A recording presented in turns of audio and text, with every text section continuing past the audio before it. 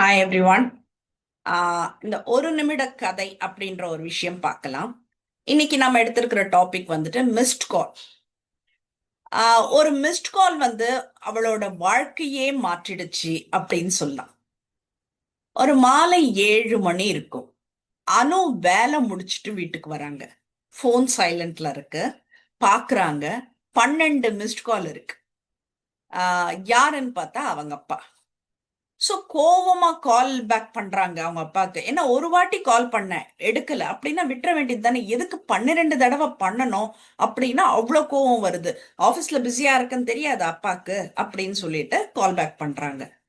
ஆனா போனை எடுத்தது அவங்க அப்பா இல்ல, ஒரு அன்னோன் வாய்ஸ் வருது.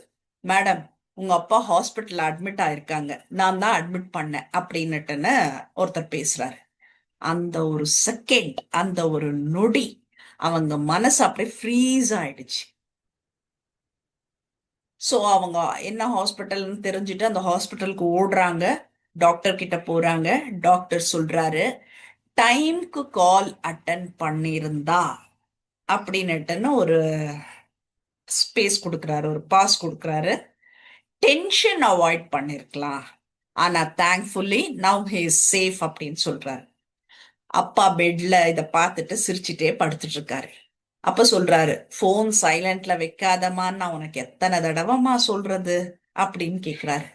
அந்த நாள் அனு ஒரு பாடம் கத்துக்கிட்டாங்க அப்படின்னு தான் சொல்லணும்.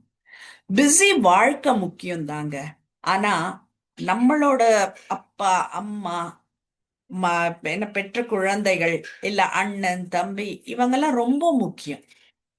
இந்த பிஸி வாழ்க்கையில அவங்கள நாம மறக்க கூடாது. இப்பவே உங்க பேரண்ட்ஸ்க்கு ஒரு கால் பண்ணி ஒரு ஹாய் சொல்லுங்க பார்க்கலாம்.